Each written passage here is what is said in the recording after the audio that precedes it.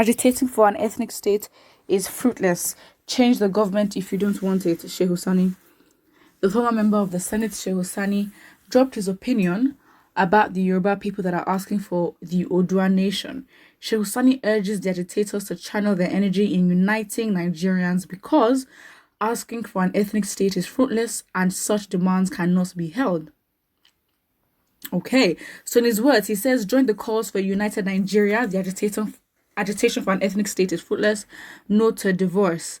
Fight and change the government if you don't want it and not destroy the country. Okay, he further advises the group not to destroy their country. He tells them to fight and change the government if they don't want them. But what do you mean change? Change, just say change. And he said destroy the country. If you're going to destroy something, there's an assumption that there's something valuable that it has that would then change.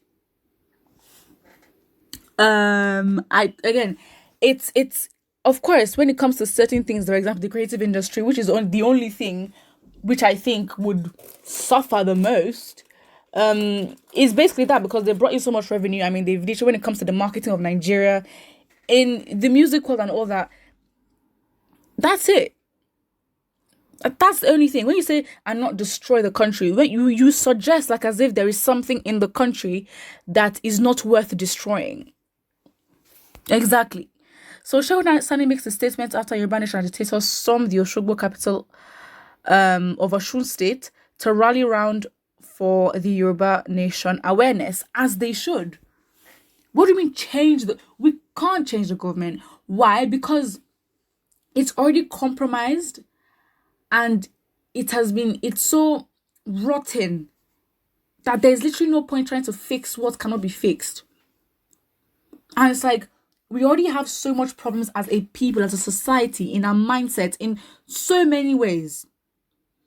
And if anything, it would take time, but if we really want to have like a physical revolution, we need to have a revolution in our minds, because the mentality of the way we think is very much different, which is as a result of, many factors of, just living in the country, colonial mentality, our history. There are just so many things going wrong. And just our daily living, lack of infrastructure. So many things are wrong with the way that we think. And so you just say, oh, if you don't like the government, changes. As if it is easy. As if it is that easy. As if there's not one party. Again, there's literally one party. APC and PDP, they're one. It's just probability. If it's not going to cash out this year, they'll go to the next. If it's not, we literally get the same government, but they give us different faces. That is it. They will manufacture it, because again, it makes it seem like as if we have variety. We don't have variety because they all come from the same source. It's just their faces that are changing. So it makes it seem like as if, oh, it's going to be a different thing this time or a different outcome. It is not. That's it. So I don't understand like what the extraness to all this is. Wow. Well, that's what the people said on Twitter. Someone says, which kind useless Nigeria? We have not been united since 1950. It is now you want us to unite. It is not possible. Everybody should answer its surname. We must be... Okay, didn't complete it. Mr. Senator, you're not telling yourself the truth. Marriage is not by force. Again, you can still divorce. It's not that deep. The indigenous people of the land have different ideologies. You can survive as a Fulani race if you so wish, just like other indigenous people. You are afraid your Fulani 5% will not succeed to enslave the 95%. Okay. But the fact is, we don't have, well, for each region, we're just too complicated. We're not, it would be so simple, at least, if we all spoke the same language. Let's even start there. We are too diverse. What kind of system of government do we want to have? It's too complicated. If we all decide we want this, we're going to put our ideologies aside and what our personal gains are and what we think, which are influenced by religion and all that, like, it would work. But then it's like, you can't have some part of Nigeria practicing Sharia law. There's a whole Sharia police command. What do you mean?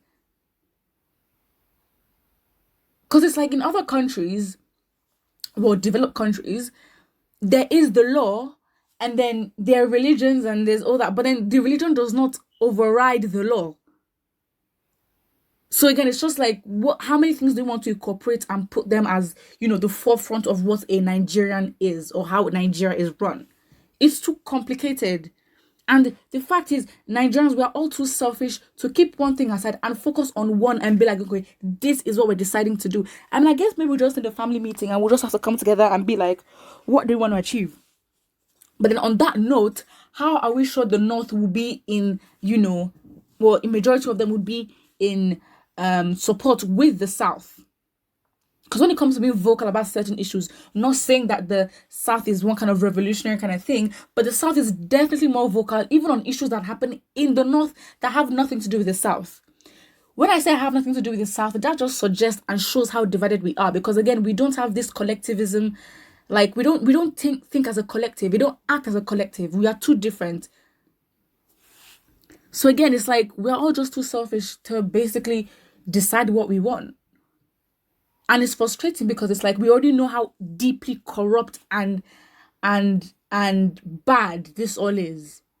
The government itself. So it's not as if, you can go in there and change. And I know people use the analogy of, you are the light, darkness cannot comprehend it. It is hard. It is very, very hard. And time waits for nobody. And I think that the more reason why we should even be proactive in achieving certain things. You'd find that in a lot of parts of the country, some Nigerians don't even know what is going on in the country. So again, it's very, very sad. But my own view is that when Nigerians are ready for change, they will be. However, we have to be conscious of time, because again, the NSAS protest should not have been that deep in terms of the outcome. Obviously, understanding that we don't have a system of accountability on the part of the government, of course. And also the fact that we waited too long. We waited to a point where people were dying. We're literally asking to live, and more people even died. So, that's it. But again, when Nigerians are ready, they're ready. You can't force it. However, it's just like, as an individual, me, for example, I'm not willing to wait. Excuse me. Huh? I'm gonna have to wait for you to realize that this whole existence of the country is shambolic. And then this idea of being one Nigeria, like, okay, fine. If we all came and decided, okay, this is how we want to be, we market ourselves, we invest in ourselves, we achieve certain things, that's absolutely fine. But then let's stop acting or pretending like as if we're meant to be one Nigeria. We are as a result of colonialism. That is why. If not for that, do you think we'll be talking to each other like this? Put what you think about it in the comment section below, and don't forget to like and subscribe.